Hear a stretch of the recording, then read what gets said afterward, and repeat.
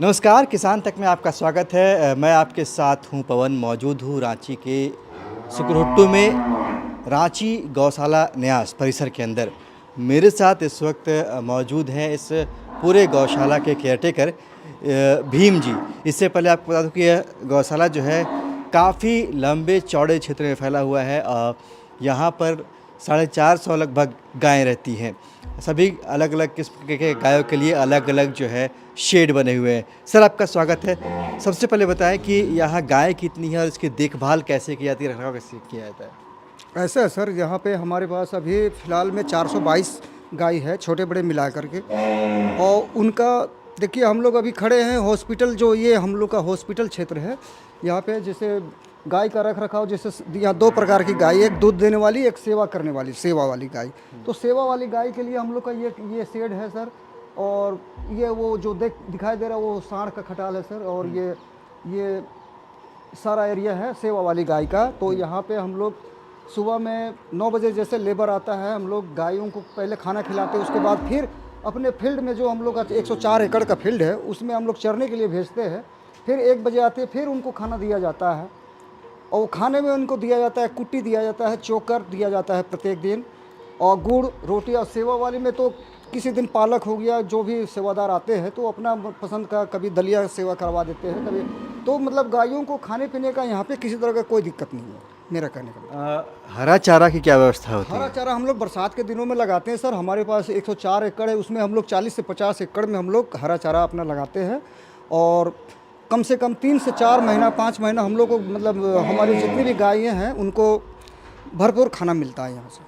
ये अलग अलग शेड आपने बताया, वहाँ पर एक अलग शेड है जिसमें अलग गाय रहती है, इस शेड में अलग गाय रहती है।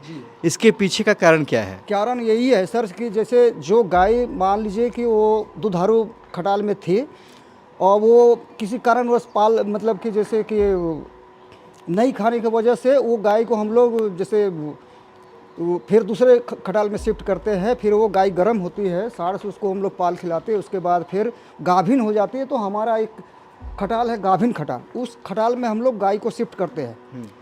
और उसके बाद जैसे बच्चा देती है तो फिर हम लोग उस गाय को ग्वाला के सुपुर्द कर देते हैं सर। फिर उससे वो अपना दुहाई का काम चालू रहता है। तो जितने भी बढ़िया बढ़िया गाय हम लोग छांट के अलग रखते हैं, मतलब हर एक कैटेगरी का गाय हम लोग अलग अलग छांट के रखते हैं। गर्भाधान के लिए आपने जिक्र किया सांड का, तो क्या यहाँ पर एआई नहीं होता है? यहाँ पे सांड है ना सर, हम लोग के पास 2 एआई नहीं करते आप लोग? आर्टिफिशियल जो होता है? नहीं, हम लोग के पास अवेलेबल सांड है। कौन कौन से नस्ल के हैं? सांड एक साहिवाल नस्ल के है, एक ये गिर नस्ल का भी है। ये जो इतनी संख्या में गाय हैं, तो ये यहीं पैदा हुई है या फिर खरीदी गई है, या फिर कहीं से, जब खासकर जब पशु तस्कर से गाय पकड़ाती है वो गाय यहाँ लाएगी? यहाँ पशु तस्कर से जो गाय पकड़ा के आती है वो भी गाय है।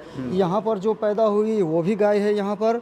और जैसे दुधारू गाय, जैसे दूध का हम लोग का कभी कभार प्रोडक्शन कम होता है तो हम लोग बाहर से भी खरीद के भी गाय यहाँ पे ला के रखते हैं। और वो जो गाय बूढ़ी हो जाती है फिर वो जो गाय बूढ़ी हो जाती है या फिर मरनो स्थान में, मतलब कि मर जाती है, तो उसके लिए हम लोग के पास अवेलेबल ज़मीन है। हम जेसीबी से हम लोग गड्ढा खोदवाते हैं और उसके बाद वो गाय को ले जा करके वहाँ पर गड्ढे 5 फीट 6 फीट का गड्ढा रहता है, उसमें डालते हैं, उसमें नमक डालते हैं। उसके बाद गाय को दफना देते हैं हम लोग। यहाँ पर आप देख सकते हैं अस्पताल भी है, गौशाला परिसर के अंदर भी अस्पताल भी है, कुछ गाय भी यहाँ पर हैं। अंदर जा सकते हैं? तो ये बताइए कि ये सब गाय बीमार हैं? हाँ, ये सब बीमार गाय है। हाँ। तो ये बीमार गाय है, इनका यहाँ पे इलाज होगा। इलाज होने के बाद फिर ये जो गाय जिस खटाल से आया है उसी खटाल में उसको शिफ्ट कर दिया जाए। तो डॉक्टर यहाँ कब कब आते हैं? डॉक्टर तो यहाँ पे मतलब डॉक्टर सुनील कुमार जो है, कंपाउंडर है, वो आते हैं यहाँ पर अपना इलाज। उनको जब भी सुबह शाम तो आना ही आना है उनको, लेकिन जब कोई इमरजेंसी केस हो जाता है तो उनको तुरंत में आ जाते हैं।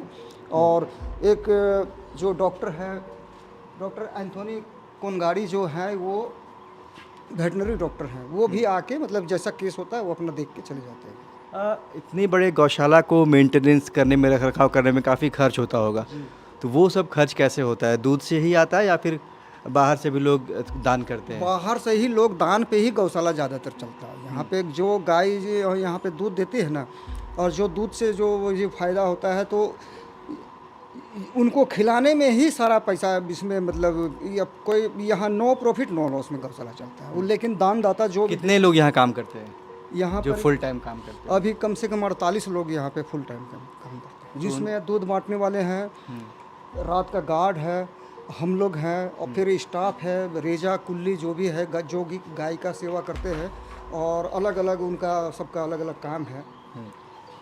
तो मैंने एक बाहर में एम्बुलेंस भी देखा, तो वो गायों के लिए है? जी जी, गाय के लिए है सर। ऐसा है कि जो गाय अगर मान लीजिए एक्सीडेंटल कहीं से भी, अगर कहीं का भी किन्हीं का भी हो जाए, लवारिस गाय अगर एक्सीडेंट हो जाता है उसका, तो जैसे वो मेरे जो सचिव महोदय जी हैं उनके पास फ़ोन आता है, उनका फ़ोन आता है कि नहीं वो गाय को वहाँ से उठा लेना है, तो फिर हम लोग जाके गाय को उठा कर लाते हैं, हॉस्पिटल में एडमिट कराते हैं मतलब, और उसके जो भी इलाज होता है, इलाज करने के बाद फिर उसको।